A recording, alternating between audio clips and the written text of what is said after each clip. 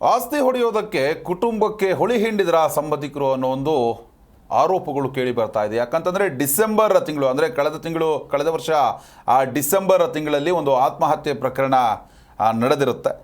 ಒಂದು ಆತ್ಮಹತ್ಯೆ ಕೇಸ್ ಏನಿತ್ತು ಅದಕ್ಕೆ ಈಗ ಟ್ವಿಸ್ಟ್ ಸಿಕ್ಕಿದೆ. ಸೋಮಶೇಖರ್ ಎಂಬಾತ 20 ವರ್ಷದ ಹಿಂದೆ ಪವಿತ್ರ ಅನ್ನೋರನ್ನ ಮದುವೆಯಾಗಿರ್ತಾನೆ. ಆದರೆ ಈ ಪವಿತ್ರಾಗೆ ಅಕ್ರಮ ಸಂಬಂಧ ಇದೆ, ನಾವೇನಾದ್ರೂ ಕೂಡ ನಿನ್ನ ಥರ ಹೆಂಡತಿ ಇದ್ದಿದ್ರೆ, ನಿನ್ನ ಥರ ಹೆಂಡತಿ ನಮಗೇನಾದರೂ ಇದ್ದರೆ ಆತ್ಮಹತ್ಯೆ ಮಾಡ್ಕೊಂಡು ಬಿಡ್ತಿದ್ವಿ ಅನ್ನೋ ಒಂದು ಹಿನ್ನೆಲೆಯಲ್ಲಿ ಪ್ರಚೋದನೆಯನ್ನು ಕೊಟ್ಟು ಆ ಲಾರಿ ಡ್ರೈವರ್ ಸೋಮಶೇಖರ್ ಏನಿದ್ದಾನಲ್ಲ ಆತನ ಸಾವಿಗೆ ಕುಟುಂಬಸ್ಥರೇ ಅವರ ರಿಲೇಟಿವೇ ಕಾರಣ ಆಗಿದ್ದಾರೆ ಅನ್ನೋ ಒಂದು ಹಿನ್ನೆಲೆಯಲ್ಲಿ ಈಗ ಈ ಸೋಮಶೇಖರ್ ಪತ್ನಿ ಏನಿದ್ದಾರೆ ಪವಿತ್ರ, ಅವರು ಕಂಪ್ಲೇಂಟನ್ನು ರಿಜಿಸ್ಟರ್ ಮಾಡಿರುವಂಥದ್ದು.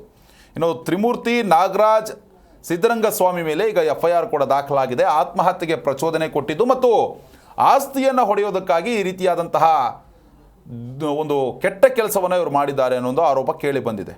ಇನ್ನು ಸುಳ್ಳು ಹೇಳಿದರು, ಚೆನ್ನಾಗಿಯೇ ಸಂಸಾರ ಮಾಡ್ತಾ ಇದ್ರು ದಂಪತಿ, ಆದರೆ ಈಗ ಗಂಭೀರವಾದ ಆರೋಪ ಕೂಡ ಕೇಳಿ ಬಂದಿದೆ. ಇನ್ನು ಈ ಮಹಿಳೆ ಪವಿತ್ರ ಏನಿದ್ದಾರೆ ಅವರಿಂದ ಆಸ್ತಿಯನ್ನು ಕೂಡ ಬರೆಸ್ಕೊಂಡಿದ್ದಾರೆ ಬೆದರಿಸಿ ಅನ್ನೋ ಒಂದು ಆರೋಪ ಕೂಡ ಕೇಳಿ ಬಂದಿರುವಂಥದ್ದು. ಈ ಫೋಟೋದಲ್ಲಿ ಏನು ಗಮನಿಸ್ತಾ ಇದ್ದೀರಲ್ಲ ಈ ದೃಶ್ಯಾವಳಿಗಳಲ್ಲಿ, ಈ ತ್ರಿಮೂರ್ತಿ, ನಾಗರಾಜ್, ಸಿದ್ದರಂಗಸ್ವಾಮಿ ಈಗ ಮಹಾಲಕ್ಷ್ಮಿ ಲೇಔಟ್ ಪೊಲೀಸ್ ಠಾಣೆಯಲ್ಲಿ ಈ ಮೂವರ ವಿರುದ್ಧ ಪ್ರಕರಣ ದಾಖಲಾಗಿದೆ.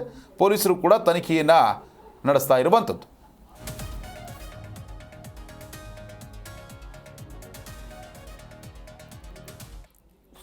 ಮೂವತ್ತು ದಿವಸ ಆಯಿತು. ನನ್ನ ಹಸ್ಬೆಂಡ್ 22ನೇ ತಾರೀಕು ರಾತ್ರಿ ಆತ್ಮಹತ್ಯೆಗೆ ಶರಣಾಗಿತ್ತು.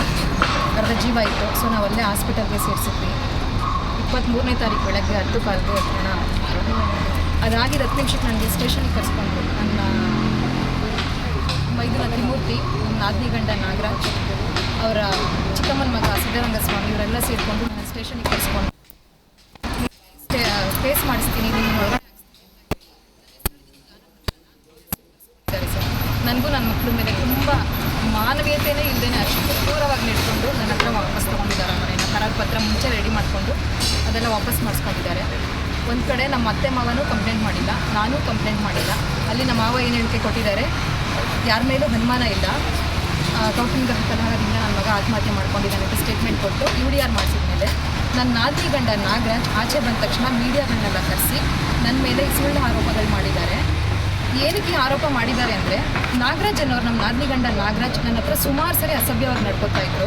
ನಾನು ಅವ್ರಿಗೆ ಅದಕ್ಕೆ ಕೋಆಪ್ರೇಟ್ ಮಾಡಿಲ್ಲ ಅನ್ನೋ ಉದ್ದೇಶಕ್ಕೆ, ಮತ್ತು ಅವ್ರ ಹೆಂಡತಿ ಹತ್ರನೂ ಸುಮಾರು ಸರಿ ನಾನು ಕಂಪ್ಲೇಂಟ್ ಮಾಡಿದ್ದೆ, ಈ ಥರ ನಿಮ್ಮ ಹಸ್ಬೆಂಡ್ ನನ್ನ ಹತ್ರ ಅಸಭ್ಯವಾಗಿ ನಡ್ಕೋತಾರೆ. ನನ್ನ ಹಸ್ಬೆಂಡ್ ಹತ್ರನೂ ಹೇಳಿದ್ದೆ ಅವ್ರ ಜೊತೆ ಸೇರಬೇಡ ಅಂತ, ಮತ್ತು ನನ್ನ ಹಸ್ಬೆಂಡ್ ಅವ್ರ ಹತ್ರ ಜಗಳನೂ ಮಾಡಿದ್ವಿ. ಜಿ ಕನ್ನಡ ನ್ಯೂಸ್ ಈಗ ನಿಮ್ಮ ಮನೆಯಲ್ಲೇ ನೋಡಿ, ಎಲ್ಲ ಕೇಬಲ್ಗಳಲ್ಲಿ ಈಗ ಲಭ್ಯ.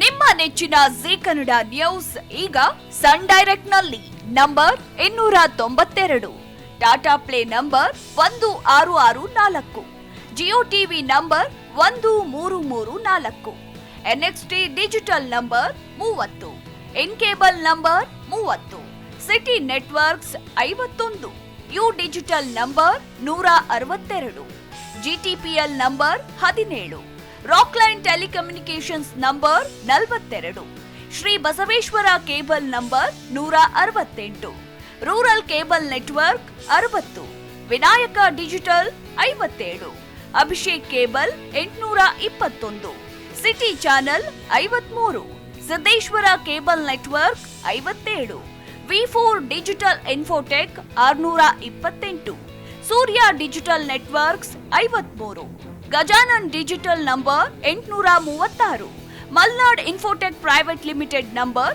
56, Metrocast number 830, victory digital number 167ರಲ್ಲಿ ನೋಡಿ ಆನಂದಿಸಿ.